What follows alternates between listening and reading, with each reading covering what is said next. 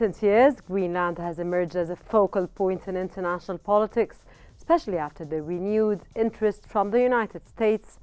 Donald Trump's statements about potentially acquiring the island has reignited discussions about its strategic importance and the implications for its sovereignty. As Greenland navigates its relationship with Denmark and contemplates aspirations for independence, the island stands at a crossroads. With historical attempts by the United States to claim Greenland dating back over 150 years, one pressing question remains. Will Greenland finally become the American dream realized, or will it chart its own course? Welcome to Think Tank. We can fix every single problem our country faces and lead America, and indeed the whole world. USA! This is a magnificent victory for the American people.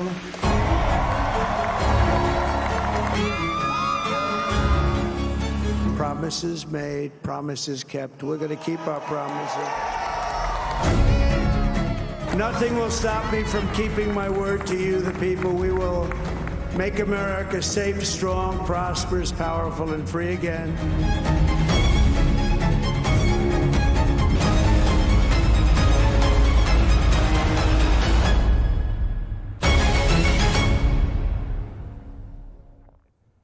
Danish leaders have privately reached out to President-elect Donald Trump's team to ease the ambitions of taking over Greenland, offering to allow a U.S. military presence on the island to boost security.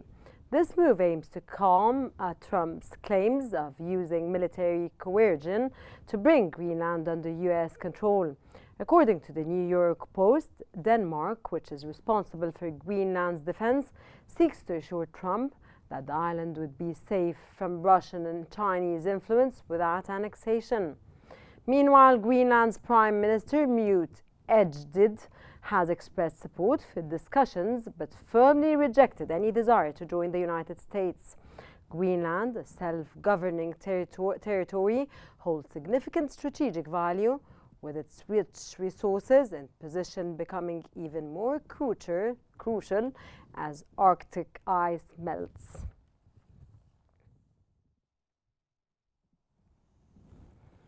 A recent survey by Patriot Polling found that 57.3% of respondents in Greenland support the idea of joining the United States, with 34.4% opposed and 5.3% undecided.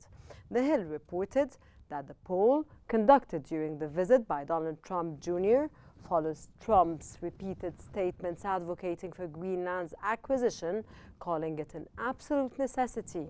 While the survey, which polled 416 people, is the first of its kind, it indicates some public backing from Trump's international ambitions. However, Danish Prime Minister has firmly rejected the idea, stating that Greenland is not for sale, despite its strategic significance to the United States since the Cold War.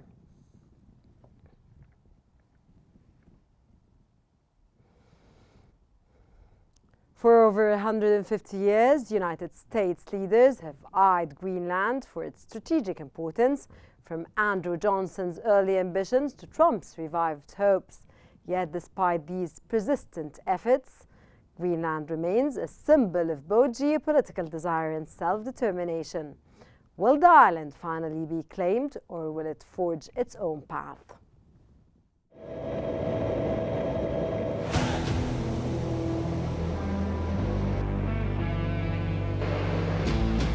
In the heart of the Arctic lies Greenland, an island cloaked in ice and mystery. For over 150 years, it has captivated American leaders, each hoping to claim its strategic significance.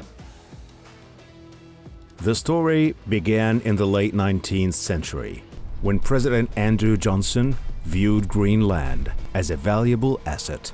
His administration sought to expand territorial boundaries, but the dream faded. As of January 2025, President-elect Donald Trump has reignited this ambition, echoing a century-old dream of acquiring Greenland.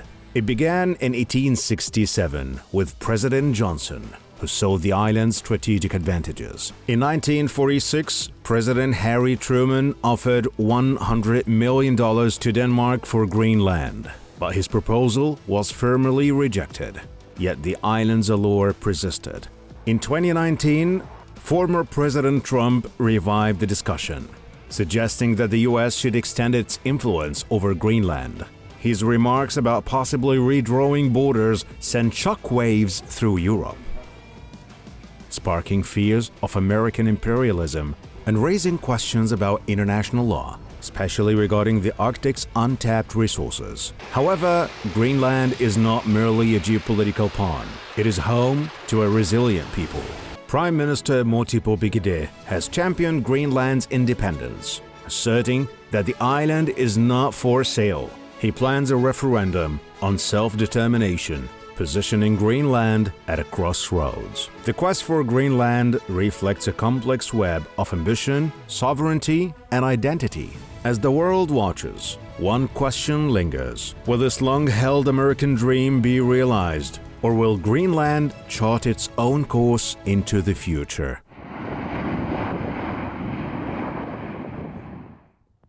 Providing more analysis on Trump's suggestions that America's influence should extend to Greenland, we're joined by Dr. Mohammed Osman, an international relations specialist from Cairo.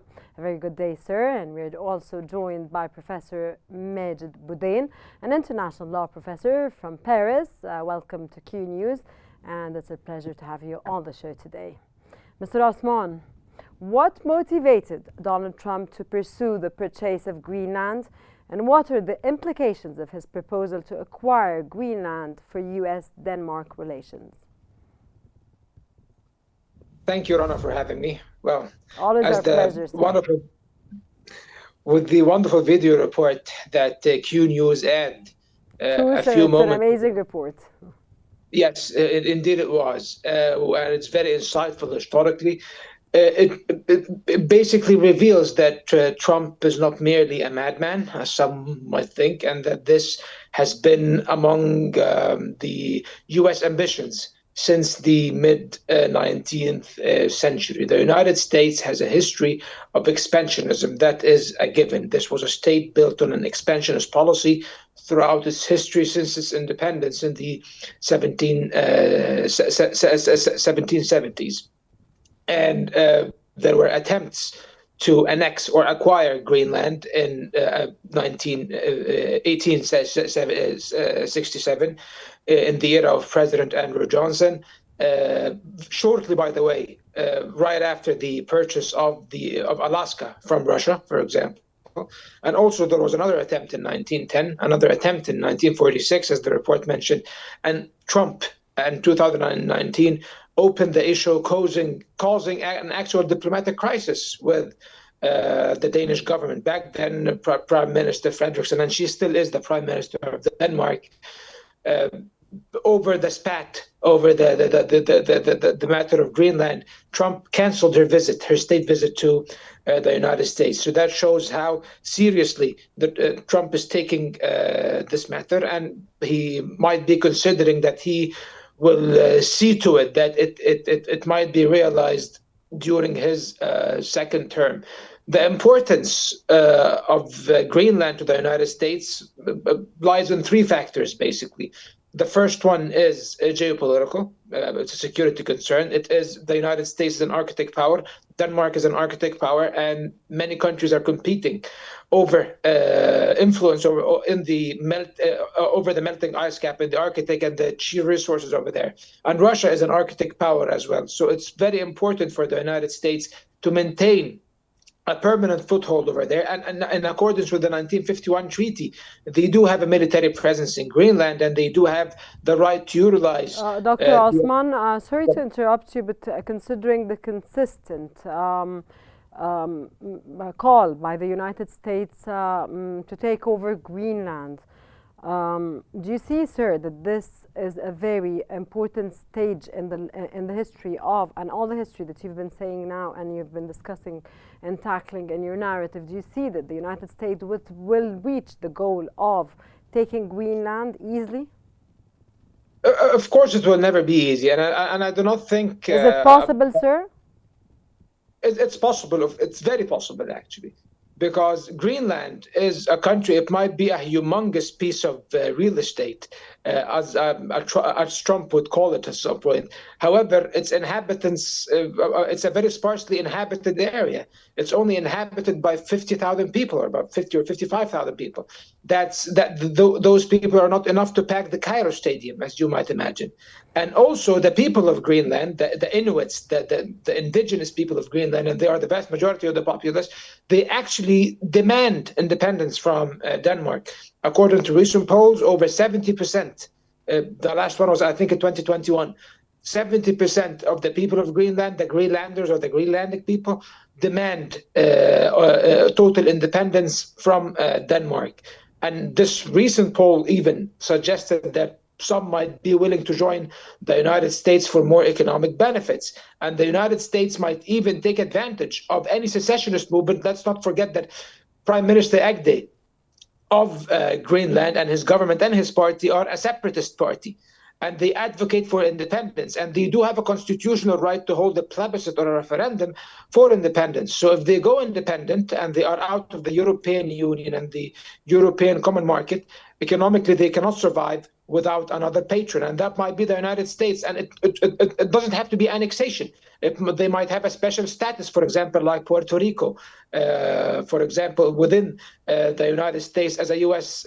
Overseas territory or domain or whatever you want to call it. So they can have some sort of arrangement of having some autonomy under the United States.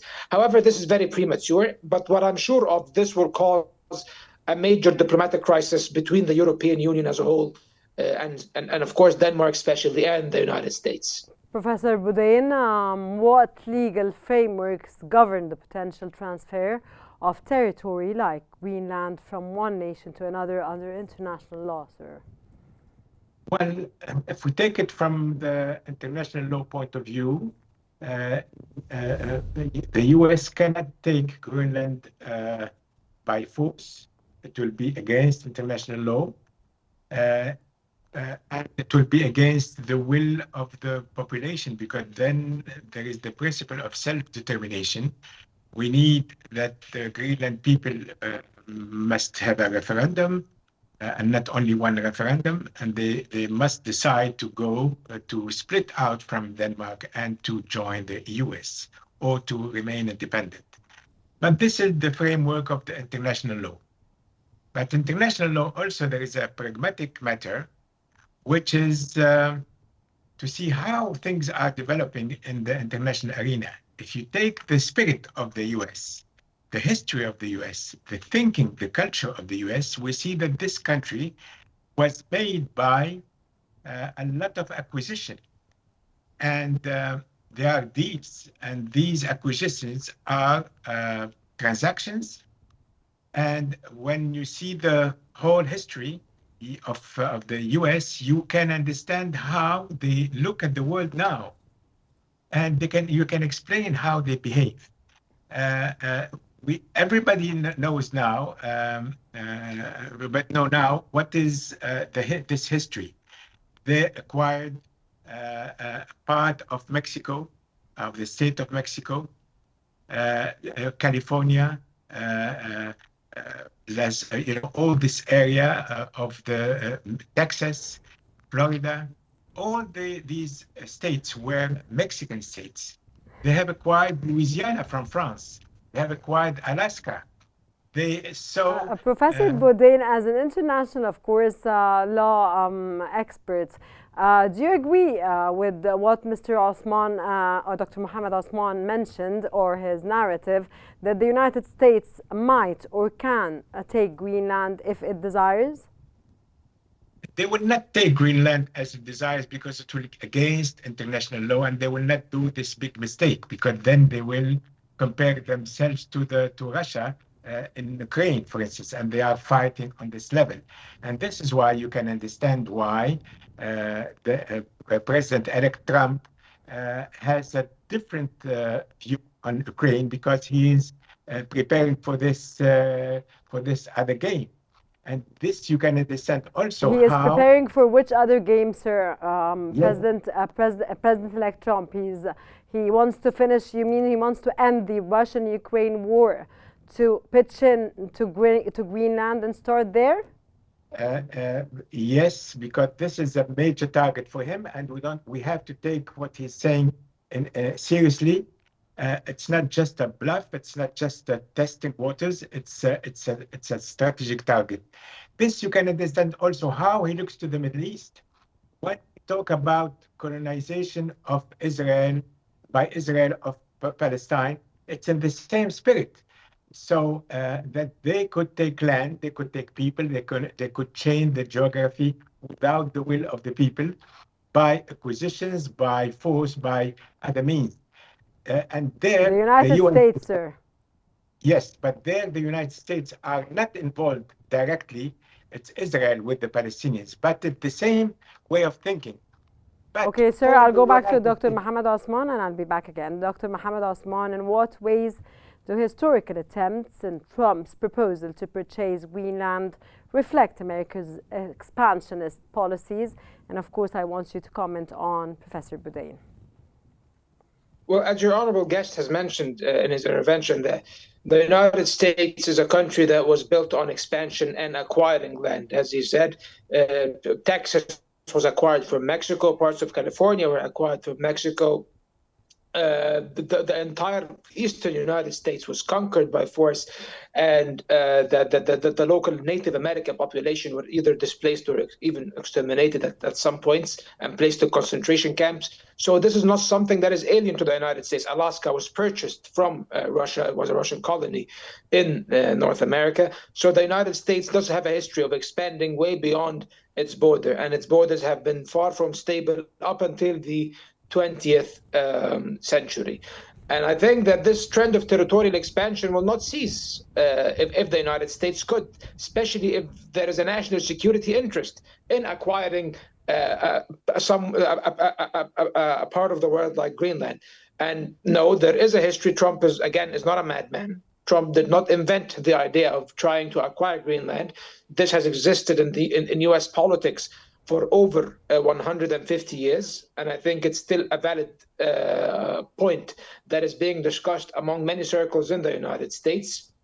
And now it's being what actually made the United States stop demanding or seeking to acquire Greenland was the concessions that the Danish government gave them in 1951 in the treaty.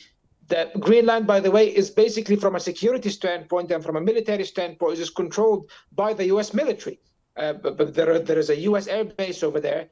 There are a few hundred troops, and they do have an absolute right of free movement inside this very large island. And the importance of this piece of land is its position in the Arctic. And the United States believed that any Chinese or Russian influence inside an area like Greenland could be a threat to them. And you might ask me, how will Russian influence or Chinese influence get to Greenland? The answer is that Greenlandic people are demanding independence. And the idea of Greenland becoming independent within the next few years is not completely out there. It actually is very possible. It's going to be a threat on the United States, sir? Yes. So if they decide to carry out a referendum, and if they do become independent and they are out of the EU blanket, they will be in dire economic straits.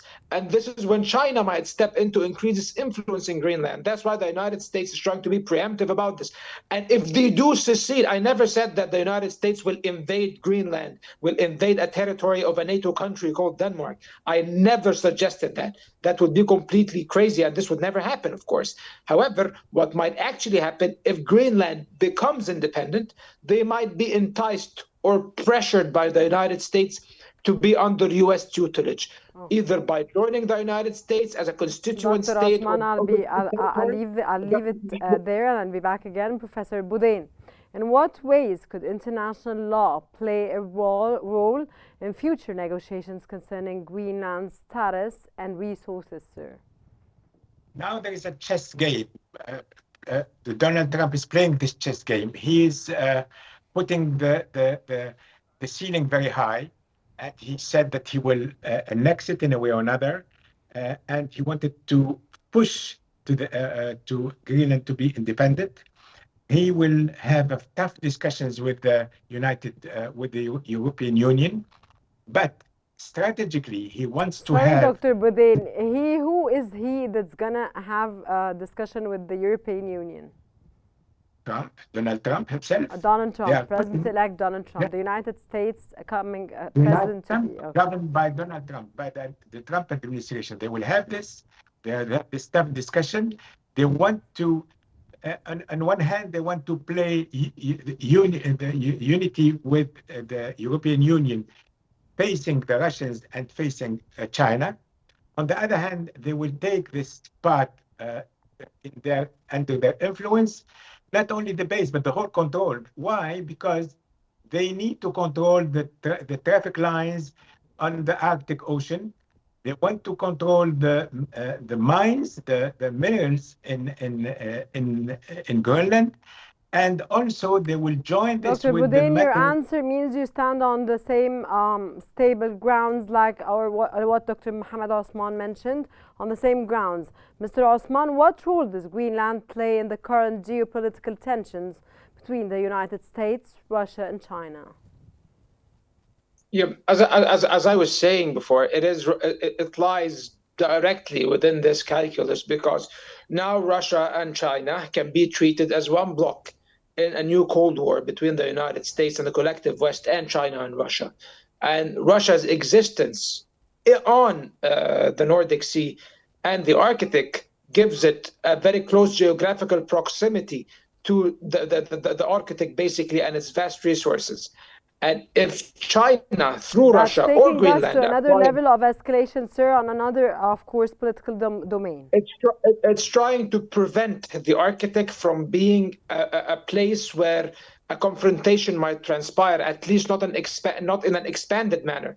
Because if China gains a foothold in a country like Greenland, or Russia does, this will be a disaster for U.S. national security, and the United States will not sit idle if this actually happens. And the United States is taking a preemptive step in order to contain any potential Russian or Chinese influence. And actually, one of the angry reactions to Trump's comments, in addition to the European Union and many of its countries, including France, all expressed concern and warned the United States or President-elect Trump not to take such a step. Dmitry Peskov, the spokesman of the Kremlin, spokesman of President Putin, expressed very clearly that Russia opposes any territorial changes for the countries of in the Arctic, or of the geopolitical situation in the Arctic. Dr. Mohammed Osman, of course, we're going to be discussing this again. I'll be back again if there's time.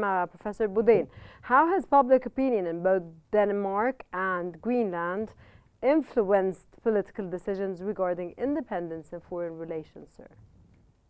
Well, the Danish did not behave correctly until now with Greenland because, for instance, if you take it very simply, the Greenland people, they say, even in the main news at the Danish TV, the weather forecast, they don't speak about Greenland. And this is a very serious issue for the Greenland people. They think that they are forgotten by Denmark. So this is why they want to take their independence. It's a minor thing, but in the spirit of the people, they think that they have, when you visit these areas, you understand the mentality, and you see that they want to have their independence now, unless Denmark will play a completely different game and will give consideration to Greenland and put it back in its environment and within the Great, kingdom. sir. That was Dr. Mohammed Osman, an international relations specialist, and Professor Majid Boudin, an international law professor from Paris. Thank you very much for your valuable, informative knowledge and your insights. And of course, here we leave you with one pressing question which remains: will Greenland finally become the American dream realized, or will it chart its own course? That brings us to the end of today's episode of Think Tank. Thank you for watching, and stay tuned for more updates on Qnews.